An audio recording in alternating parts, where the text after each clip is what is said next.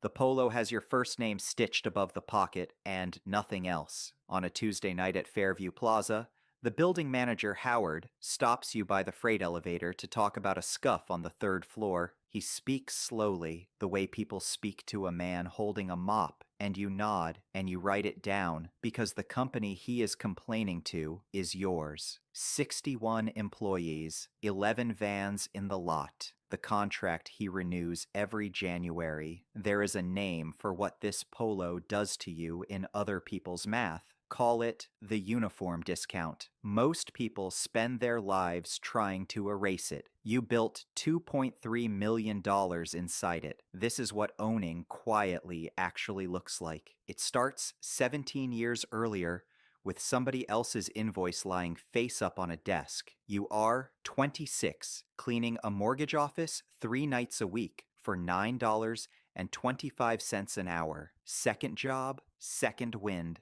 Trent works the same crew, 24, funny, allergic to being unimportant, narrating every van ride home like a show. The invoice on the desk says the building pays $2,150 a month for cleaning. You know what the cleaning costs, because the cleaning is you. 2 people, 3 nights, 2 hours a night. In the van, you run the arithmetic on a napkin from the glove box, and it comes out under $600 a month. Supplies included. 3 numbers end up on that napkin. What the client pays, what the work costs, who keeps the difference. Trent reads the same napkin and decides the owner must be loaded. You read it and notice something quieter. The money was never in the hour. The money lives in the invoice. And the invoice does not care whose hands hold the mop. The van smells like lemon degreaser and rain, and something in you has already changed lanes without signaling. A few months later, your dentist's office manager mentions their cleaner quit. Her name is Bev, and she has run that front desk since before you had a dentist. You offer, before you can talk yourself out of it, $260 a month. Tuesdays and Fridays, 10 at night, after your shift. Bev hands you a brass key on a paper tag, Twos and Fry written in blue ballpoint. And the key is not heavy, but your hand notices it anyway. The first month clears $189 after supplies and gas. It is not the amount, it is the direction. Currently, roughly 1 in 5 new businesses in America does not survive its first year. You give yours 2 nights a week, a borrowed vacuum, and a key with a paper tag, and you keep the day job, and you watch. Nobody claps for a dental office at 10 at night. Nobody even knows you are there. One day, this invoice will not need your hands at all. You do not know that yet. You only know which side of the paper you want your name on. The dental office is not the last key for long. A property manager who has fired 2 crews asks if you handle office buildings, and you say yes before you have the people to mean it. Then you go find them. The first hire is a man named Reuben who needs his Thursdays and never misses one. The morning you make payroll for someone else's family, the mop stops being the job. The day job goes last. You hand back the mortgage office badge on a Wednesday in 2013.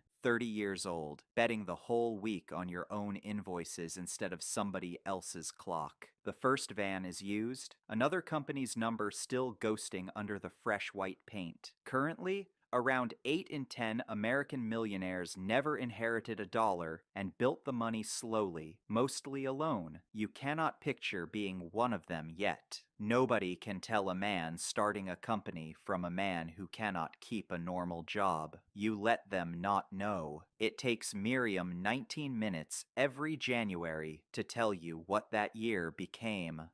Your accountant is named Miriam. She has kept books for plumbers and print shops for 22 years and does not impress easily. Every second Thursday of January, you sit in her office above a tax storefront.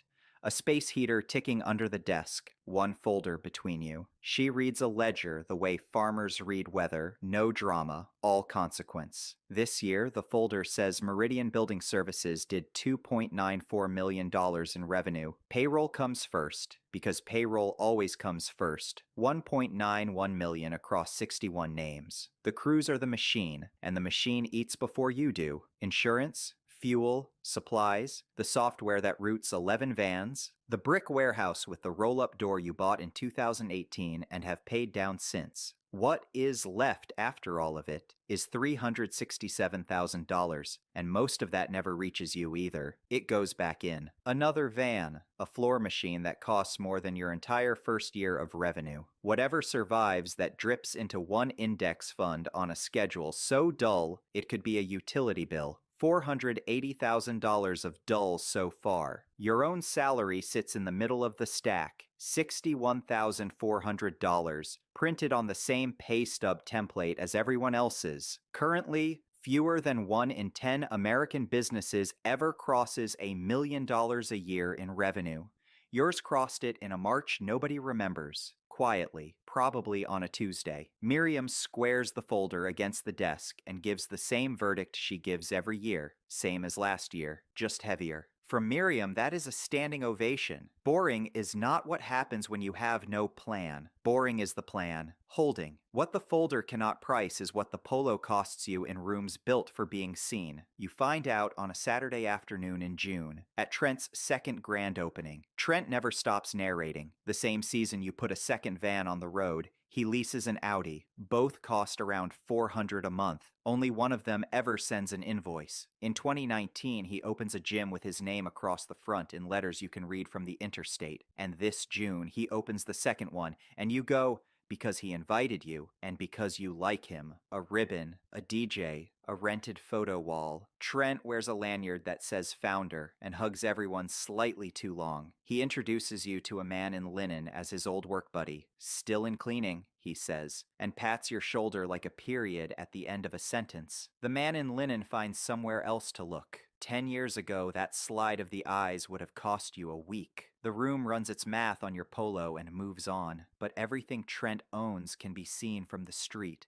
which means everything he owes can be guessed from it. The wrap on his truck, the equipment lease, the sign lit all night, because lit signs bill all night. He is not wrong to want what he wants. The music is good, the lights are real, and some part of every business is theater. You just wanted a different show, one with no audience. The word finds you on the drive home. Underestimated is another word for unwatched, and unwatched is where compounding does its best work. Being seen has a price sheet of its own, and it comes for you too, just in different clothes. Trent's phone is a toll booth, cousins with invoices, a brother-in-law with a pitch deck, old teammates who saw the sign from the interstate and assumed lit meant liquid. Every good month he has is public, so every good month gets billed. Your months are not public. Your salary makes sure of that. $61,400 a year, direct deposit every other Friday, the same stub as the crew, and the number is not modesty. The number is load-bearing, it fits the house you already like and the truck you already trust, and it caps the story your life tells from the curb, while everything above it stays inside the company, compounding without an audience. Currently, small businesses employ nearly half of the private workforce in the United States. 61 of those paychecks clear every other Friday because one napkin in one van got read correctly. Nobody asks the man in the polo for $50,000. That is the uniform discount paying you, for once. And the discount runs both ways. Some doors never open because you never knock loudly, and some rooms never think to call you when it matters. The armor holds against strangers. It was never built for family. Your sister calls on a Sunday evening in October, and you can hear her kitchen tap running while she talks, and the armor just stands there.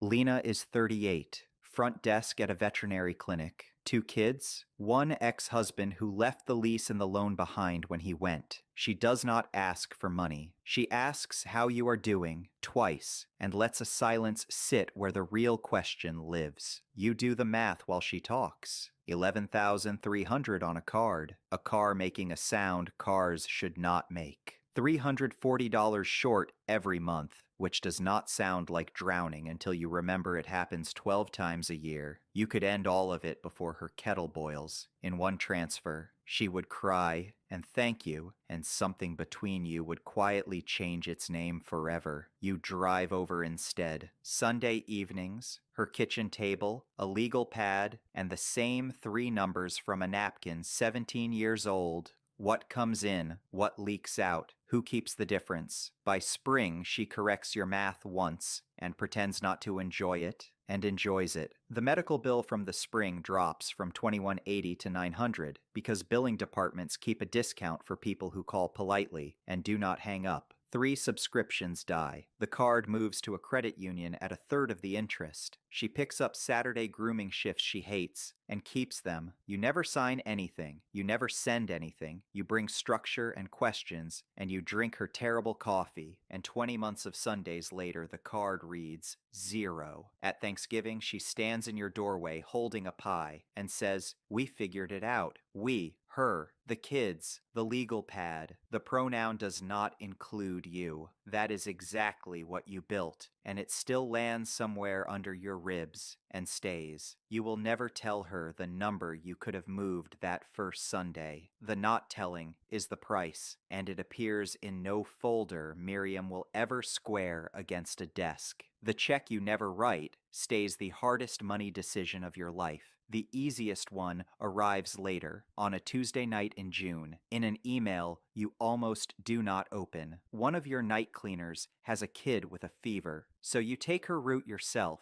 partly for coverage, partly because your hands get restless without work that finishes, which is how you end up inside Bev's office at 9:40 on a Tuesday night, 16 years after the paper tag, running a cloth over the reception glass. The brass key let you in. It has lived on your ring since 2010, through 11 vans and every hire you ever made, and it still turns like it has somewhere to be. Your phone buzzes against the supply cart. The subject line is beige, regarding a potential transaction. A regional facilities group has been rolling up companies like yours across 3 states, and a man you have never met has arrived at a number, and the number is $2.3 million.